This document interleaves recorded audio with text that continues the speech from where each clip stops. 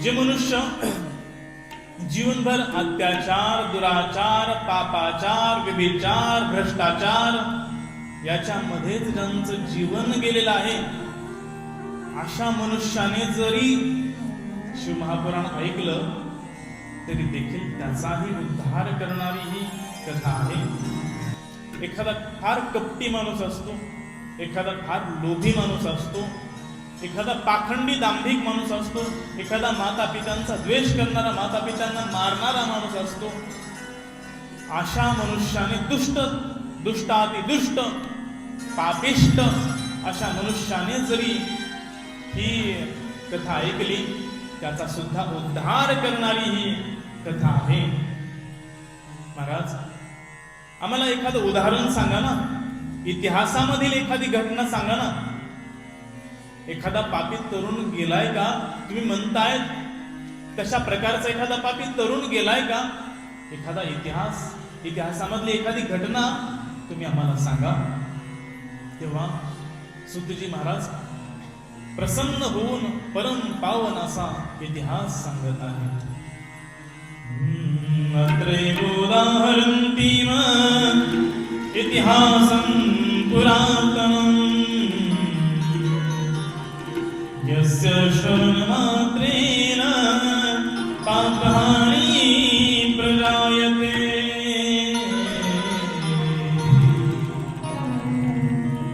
आता ऋषींनो, मी तुम्हाला असा इतिहास सांगत आहे जो ऐकत असताना तुमचे पाप समूळ नष्ट होऊन जातील. पाप नष्ट होऊन निष्पाप तुम्ही बनाल. ऐका, लक्ष देऊन ऐका, सावध होऊन तो इतिहास ऐका. आसीत किरात नगरे ब्राह्मणो ज्ञान दुर्बलः दरिद्रो रस विक्रेता वेद धर्म परांमुखः.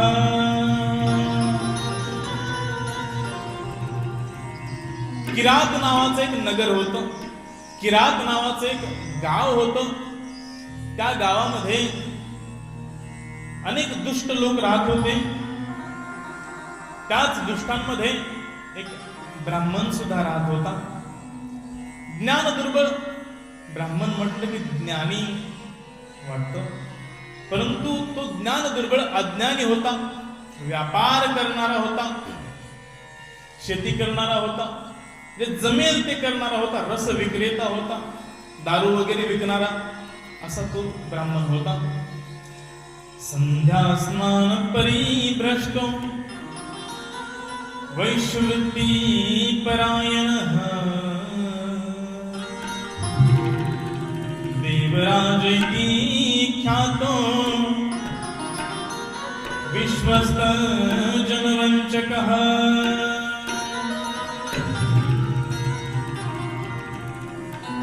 त्या किरात नगरामध्ये एक अज्ञानी दुष्ट पापी असा एक ब्राह्मण राहत होता. कधी स्नान करायचा नाही, स्नानच नाही तर संध्या तरी कुठली करेल, संध्याही करायचा नाही. कधी जप नाही, कधी तप नाही, कधी मंदिरात नाही, कधी पूजा नाही, कधी तीर्थामध्येही जायचा नाही, कधी देवाचं नावही घ्यायचं नाही. अतिशय दुष्ट असा मनुष्य राहत होता. त्याचं नाव देवराज असं होतं. तो देवराज, त्याचं एक विशेषण सांगितलं, विश्वस्त जनवंचकः. लोकांना बोलायचा, गप्पा मारत मारत मैत्री करायचा, मैत्री करून विश्वास संपादन करायचा. अतिशय विश्वास संपादन करून अचानक मैत्रीचं सोंग करून एखादा धनी मनुष्य असेल, धनवान मनुष्य असेल, पैशावाला मनुष्य असेल, श्रीमंत मनुष्य असेल, त्याच्याशी मैत्री करायचा. मैत्री करून खूप विश्वास त्याला द्यायचा आणि झोपेत असताना त्याला मारून टाकायचा आणि त्याचं जे काही धन असेल ते धन घेऊन पळून जायचा. असा तो देवराज होता. एक एक दिवस त्याच्या जीवनामध्ये पुढे पुढे जात होता. अधर्माने खूप धन संपादन केलं, खूप पैसा मिळवला, पण धर्मासाठी 1 रुपया सुद्धा कधी द्यायचा नाही. जेव्हा सप्ताह यायचा, पट्टी मागायला लोक यायचे, तेव्हा तो पळून जायचा. होतं ना असं काही काही ठिकाणी, पट्टी मागायला गेल्यानंतर घरात नाहीत म्हणून मागच्या दरवाजाने माणूस जातो. कधी धर्मासाठी 1 रुपया सुद्धा त्याने, 1 कवडी सुद्धा त्या देवराजाने खर्च केली नाही. असा दुष्ट देवराज, त्याचा विवाह झाला. अतिशय सुंदर, अतिशय सुशील, धर्मपरायण पतिव्रता पत्नी त्याची होती. परंतु हा दुष्ट कुमार्गाने धन कमवायचा, वाईट मार्गाने पैसा कमवायचा, आणि वाईट मार्गाने कमवलेला पैसा माणसाच्या बुद्धीला कधी चांगलं राहू देत नाही, बुद्धीला कधी योग्य मार्गावर चलू देत नाही. एके दिवशी स्नानासाठी गेला होता, आंघोळीसाठी एका तलावावर गेला होता. तलावामध्ये, त्या तळ्यामध्ये आंघोळ केली आणि आंघोळ करून तळ्याच्या बाहेर आला. तळ्याच्या बाहेर तो देवराज आल्यानंतर तिथूनच एक छम छम छम छम छम छम करत एक सुंदरी जात होती. अतिशय सुंदरी, एवढी सुंदरी होती की आजपर्यंत त्या देवराजाने एवढं सुंदर रूप पाहिलं नाही. त्या सुंदरीकडे पाहत राहिला. पाहता पाहता पाहता स्वतःलाही विसरून गेला. त्या सुंदरीने जेव्हा पाहिलं देवराजाकडे, अरे हा तर मुग्ध झालेला आहे, हा तर कामासक्त झालेला आहे, कामासक्त होऊन माझ्याकडे पाहत आहे. त्याच्या हातांकडे पाहिलं. हातामध्ये, बोटांमध्ये अंगठा होता, हातामध्ये कडं होतं सोन्याचं, गळ्यामध्ये सोन्याचे लॉकेट होते. पाहिलं, चांगला धनवान माणूस दिसतोय, चांगला श्रीमंत, गडगंज श्रीमंत माणूस दिसतोय. तीही त्याच्या जवळ छमछम छमछम छमछम करत जवळ गेली आणि जवळ गेल्यानंतर बोलू लागली, स्वामी, कोण आहात तुम्ही? कुठून आलेले आहात? तुमचा परिचय सांगा. त्याने सांगितलं, मी देवराज किरात नगरामधून इथे स्नानासाठी आलेलो आहे, व्यापारासाठी मला पुढे जायचं आहे. तेव्हा त्या सुंदरीचं नाव होतं शोभावती. ती शोभावती मनामध्ये विचार करू लागली की हा माझ्यासाठी योग्य पुरुष आहे. ती शोभावती साधारण स्त्री नव्हती, ती एक वेश्या होती. ती वेश्या असणारी शोभावती बोलत बोलत बोलत बोलत परिचय केला. परिचय करून मैत्री केली आणि मैत्री एवढी मैत्री केली की दोघांमध्ये प्रेम कधी झालं हे त्यांनाही समजलं नाही. स्त्रियं कर्तुं सतां मेने पतिं कर्तुं च सा तथा. दोघांनी मनामध्ये ठरवलं मला ही हवी आहे. तिनेही विचार केला मला हा हवाय. मनोमन दोघांनी एकमेकांना स्वीकारलं आणि स्वीकारल्यानंतर दोघेही सोबत राहू लागले. लग्न झालेलं आहे, सुंदर अशी पत्नी घरी आहे, तरी देखील देवराज त्या वेश्येसोबत राहू लागला. वेश्या दररोज एक अलंकार त्याच्या अंगावरून काढून घ्यायची. एक एक एक एक एक एक अलंकार काढत राहिली. अनेक वर्ष गेले. देवराज सुद्धा आता उत्साहाने काम करायला लागला. बऱ्याच लोकांना ठगू लागला, बऱ्याच लोकांना फसवून त्यांचं धन, त्यांचा पैसा, त्यांचे सोनं, अंगावरचे अलंकार तो आणून त्या शोभावतीला द्यायला लागला. शोभावती सुद्धा प्रसन्न राहू लागली. परंतु हळूहळू म्हातारपण आलं. देवराज म्हातारा व्हायला लागला आणि आता बाहेर फिरणं एवढं काय होईना, लोकांना ठगणं फसवणं होईनाचं झालं. घरामध्ये जी पत्नी होती, 2-3 छोटे छोटे मुलं होते. घरामध्ये तर त्याचं लक्षच नव्हतं. त्याची पत्नी ब्राह्मणी, अतिशय सुशील स्वभावाची पतिव्रता, सेवेमध्ये परायण अशी होती. बऱ्याच दिवसामध्ये घरामध्ये धन नव्हतं ना, धान्य नव्हतं. पोटामध्ये कित्येक दिवसापासून भूक होती. छोट्या छोट्या मुलांना काय द्यावं समजत नव्हतं. कुठून तरी पीठ मागून आणायची, पाण्यामध्ये कालवून त्या छोट्या छोट्या मुलांना ती पाजायची. बाळांनो दूध प्या, बाळांनो दूध प्या म्हणून त्यांना पाजायची. आता एके दिवशी शुभावती देवराजाला बोलली की तुम्ही बऱ्याच दिवसापासून मला काहीच दिलं नाही, एखादी अंगठी सुद्धा नाही, एखादा सोन्याचा मणी सुद्धा तुम्ही मला दिला नाही, बरेच दिवस झालं 1 रुपया सुद्धा तुम्ही मला दिला नाही. असं काही बरं नाही बरं का. विचार करू लागला काय करावं. घरी गेला. घरी तर काहीच उरलं नव्हतं, परंतु बायकोकडे जेव्हा पाहिलं तेव्हा बायकोच्या गळ्यामध्ये चमचमणारा सोन्याचा हार दिसला, सोन्याचं मंगळसूत्र गळ्यामध्ये दिसलं. त्याची नजर गेली, परंतु ही अशी देणार नाही. काय करावं मनामध्ये घालमेल होऊ लागली. विचार करू लागला कसं काय हे मंगळसूत्र हिच्या गळ्यामधून काढावं.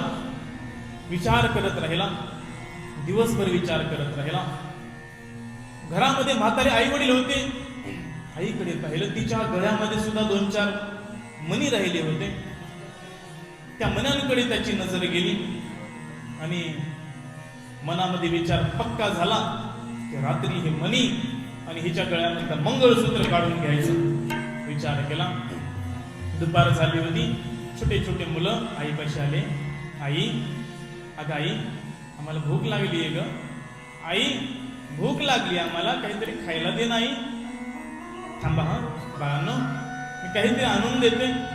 शेजारी पाजारी गेली. लोकांनी तिच्याकडे पाहून आपापले दरवाजे लावून घेतले. हृदयामध्ये वेदना निर्माण झाली. अरे माझ्या छोट्या छोट्या बाळांना काय देऊ खायला, कित्येक दिवसापासून उपाशी आहेत. जवळ गेली आणि सांगितलं, अरे बाळांनो थांबा हा, संध्याकाळ होऊ द्या. संध्याकाळ झाली ना, संध्याकाळी बाबा येते. बाबा आले ना, बाबा तुम्हाला काहीतरी खूप छान खायला आणणार आहेत. आज छान खायला आणणार आहेत. आई काय आणणार आहेत, आई काय आणणार आहेत. छोटे छोटे बाळ आईला विचारायला, आई काय आणणार आहेत बाबा, आई सांग ना काय आणणार आहेत बाबा. तेव्हा आई सांगायची, अरे बाळांनो आज बाबा गुलाबजामुन आणणार आहेत, बाबा पेढे आणणार आहेत, आता येतील थोड्या वेळात. थोडा वेळ म्हणता म्हणता संध्याकाळ झाली. ते लेकरं आपल्या बापाची वाट पाहत राहिले. बाबा काहीतरी घेऊन येतील खायला, बाबा खायला काहीतरी घेऊन येतील, वाट पाहत होते. ती देवराजाची पत्नी, ती बायको सुद्धा वाट पाहत होती देवराजाची. पतिदेव येतील. तिला माहित होतं काही घेऊन तर येणार नाहीत, परंतु तरी देखील एवढ्या संकटामध्ये, एवढ्या दुःखामध्ये सुद्धा दररोज आपल्या पतीची, असा दुष्ट पती असून सुद्धा त्याची वाट पाहायची. कित्येक वेळा आपल्या पतीला समजावून सांगितलं, अहो घरामध्ये काय कमी आहे, सगळे लोक चांगले आहेत, तरी तुम्ही त्या स्त्रियांच्या मागे लागतो. आई वडिलांनी सुद्धा खूप वेळा समजावून सांगण्याचा प्रयत्न केला, अरे देवराज आपण ब्राह्मण आहोत, वेश्यांच्या मागे जातोयस, खूप दुष्ट कृत्य करतोयस, नरकामध्ये सुद्धा तुला जागा मिळणार नाही असं कर्म करतोयस. बराच वेळा समजावून सांगण्याचा प्रयत्न केला, परंतु ऐकला नाही. पण आज ती छोटे छोटे बाळ देवराजाची वाट पाहत होते आणि वाट पाहत पाहत पाहत झोपी गेले. आणि देवराजाची पत्नी सुद्धा वाट पाहत पाहत खांबाला टेकून बसली होती. तिथेच त्या खांबाला टेकून झोपी गेली. आई वडील सुद्धा झोपी गेले. रात्रीच्या वेळी देवराज घरामध्ये आला. एक देशावशात रात्र मातरं पितरं वधूं प्रसुप्तान्यवधी दुष्टो देशां तथा हर. दिवशी आला आणि आपल्या घरामध्ये शिरल्यानंतर पाहिलं बायको कुठं बसली, आई कुठं बसली पाहिलं. सगळेजण झोपी गेले होते. बायको वाट पाहत खांबाला टेकून झोपी गेली होती. आणि झोपलेल्या बायकोकडे पाहिलं. हे नक्कीच हिच्या गळ्यामधलं मंगळसूत्र घ्यायला गेलो तर आरडाओरडा करेल म्हणून गेला आणि कोपऱ्यामध्ये जाऊन कुऱ्हाड उचलली. ती कुऱ्हाड घेतली आणि त्या बायकोच्या मंगळसूत्राकडे नजर गेली. सटकन वार तिच्या गळ्यावर केला. ती पत्नी धारातीर्थी पडली. रक्ताच्या चिळकांड्या व्हायला लागल्या. मंगळसूत्र ओढून घेतलं तेव्हा ते छोटे छोटे लेकरं जागे झाले. बाबा आले, बाबा आले, बाबा काय खायला आणलं, बाबा काय खायला आणले. सपासप चिमुरड्यांच्या गळ्यावर वार केले, मरून गेले. त्यांचा आवाज कशाचा होतोय म्हणून आई वडील उठले. आई वडील उठून काटे टेकत निघाले. अरे कोण आहे, कोण आहे, कोण आहे म्हणेपर्यंत त्यांच्या हे मस्तकावर कोरडेचे घाव दिले. आई वडील सुद्धा मरून पडले. घरामध्ये सगळा रक्ताचा सडा पडला होता. मांसाचा चिखल घरामध्ये सगळा झाला होता. देवराज आपल्या बायकोच्या गळ्यामधलं मंगळसूत्र, ज्या गळ्यावर मस्तक नाही त्या गळ्यामधलं मंगळसूत्र काढलं. आईच्या गळ्यामधले 2-4 मणी ते काढले आणि निघाला वेश्येकडे गेला आणि त्या वेश्येच्या हातामध्ये मंगळसूत्र ठेवलं आणि ते 4 मणी ठेवले. वेश्या प्रसन्न झाली, आनंदी झाली. आज सुद्धा या काळामध्ये सुद्धा कित्येक देवराज गावोगाव आहेत. आपल्या कामनेपोटी, आपल्या विषयासक्तीच्या पोटी पतिव्रता पत्नींचे बळी देणारे देवराज आहेत. असा हा देवराज, एवढी सुंदर पतिव्रता पत्नी तिला मारून टाकलं.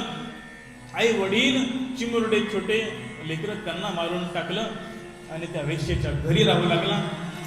एक दिवस जात राहिला. त्याच्याकडलं थोडंफार सोनं सगळं संपून गेल्यानंतर वेश्येने सांगितलं, आज मला काहीतरी पाहिजे. त्यानं सांगितलं, जीवनभर तुला देत राहिलो, आता माझे हातपाय चालत नाहीत, मी काय करू. चल निघ इथून, चालता हो, थांबू नकोस. मनामध्ये खूप वाईट वाटलं आणि चालू लागला. निघून गेला. वेश्येच्या घरामधून सुद्धा बाहेर पडला. काठी टेकत तो देवराज चालत होता. कुठे जावं समजत नव्हतं, कुठे बसावं, कुठे राहावं काही समजत नव्हतं. परंतु चालत राहिला. दिवसभर चालत एका ठिकाणी एक शिवालय दिसलं त्याला. एक भोलेनाथांचं मंदिर दिसलं. त्या मंदिराच्या जवळ गेला. थकून गेला होता. आता पाय उचलत नव्हता. अंगामध्ये शक्ती उरली नव्हती. तहान लागली होती. घशाला कोरड पडली होती. कुठे जावं काही समजत नव्हतं. पटकन तिथे बसला आणि एका खांबाला टेकून तिथेच बसला. त्या ठिकाणी काही ब्राह्मण शिवकथा सांगत होते. कदाचित दैवयोगेन प्रतिष्ठानम् उपागतः शुश्राव सप्तं शैवीं कथां विप्रमुखोद्गता.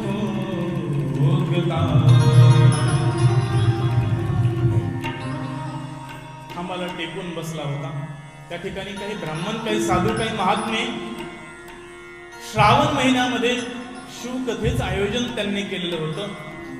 ती शिवकथा सांगत होते. काही श्रोते ऐकत होते. दिवसभर शिवकथा चालायची. संध्याकाळी सगळे मिळून सोबत भोजन करायचे आणि त्यानंतर भजन करायचे. याला जागेऊन उठताही येत नव्हतं. फक्त शिवकथा ऐकत राहिला. जीवनभर जे पाप केले ते डोळ्यांसमोरून जात होते, तरळून जात होते. ते चित्र त्याला आठवत होते, काय काय पाप केले. पश्चाताप अंतःकरणामध्ये होत होता. श्रावण महिना संपत आला, कथा सुद्धा संपली. आणि त्यानंतर एके दिवशी याला फणफणून ज्वर आला. एवढी ताप आली की त्या तापामध्येच त्याचा मृत्यू झाला. धाडकन जमिनीवर पडला. आणि जमिनीवर पडल्यानंतर यमदूत धावत धावत त्या ठिकाणी आले. देवराज क्षमा सांगते, ज्वरेन पीडितो मृतः, बद्धो यमवटै पाशयन्तो यमपुरं बलात्. त्याचा मृत्यू झाल्यानंतर यमदूत त्या ठिकाणी आले. यमदूतांनी पाश टाकले आणि त्या देवराजाला आपल्या सोबत घेतलं आणि निघाले. यमलोकाला निघाले. यमलोकापर्यंत जातात न जातात तेवढ्यात भगवान भोले बाबांचे शिवगण त्या ठिकाणी यमलोकामध्ये पोहोचले. तस्तावत् शिवगणा शुभ्रा त्रिशूला चित्तानयः, भस्मभासित सर्वांगा रुद्राक्षं चित विग्रहाः. चार चमचमणारे शिवगण त्या ठिकाणी, अंगावर रुद्राक्ष आहेत, अंगावर भस्म आहे, हातामध्ये त्रिशूळ आहे. असे शिवगण त्या यमलोकामध्ये गेले. यमलोकामध्ये शिवगण गेल्यानंतर त्या शिवगणांचं आणि यमदूतांचं भांडण सुरू झालं, युद्ध सुरू झालं. शिवगणांनी त्या यमदूतांना बदडून काढलं आणि बदडून काढल्यानंतर दड दड दड दड दुड दुड दुड दुड पळायला लागले. ते यमदूत घाबरून पळायला लागले. कुठे पळावं काही समजेना. सगळीकडे कोलाहल झाला, सगळीकडे गोंधळ त्या यमपुरीमध्ये झाला.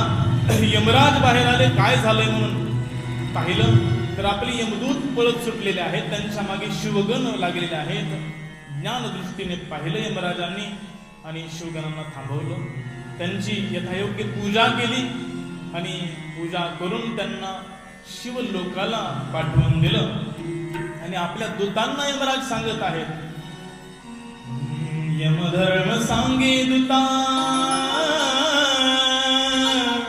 तुम्हा नाही तेथे सत्ता.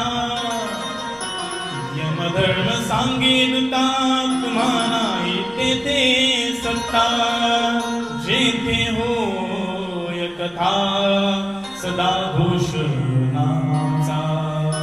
जिथे कथा होते, जिथे भगवंतांचं नामस्मरण होतं, तिथे चुकूनही जाऊ नका यमदूतांनो. असाच मार खाताल तुम्ही दरवेळी. समजलं यमदूतांना.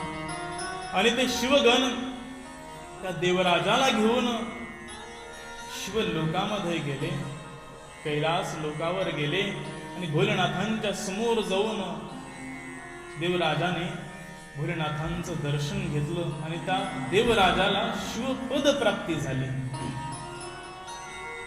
कोण होता देवराज ज्याला शिवपद प्राप्ती झाली? खूप सज्जन होता का? खूप विप्र कर्म, वैदिक कर्म करत होता का? भजन करत होता का? कीर्तन करत होता? भोलेनाथांच्या पदाची प्राप्ती झाली त्याला.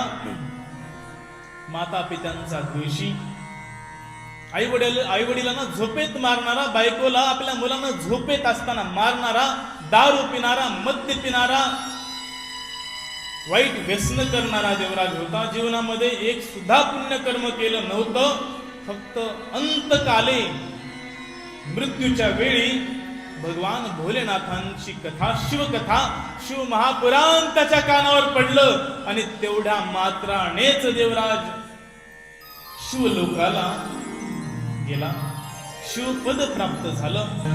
मला शंभू तेरी शरण, भोले तेरी शरण, शंभू तेरी शरण, भोले तेरी शरण.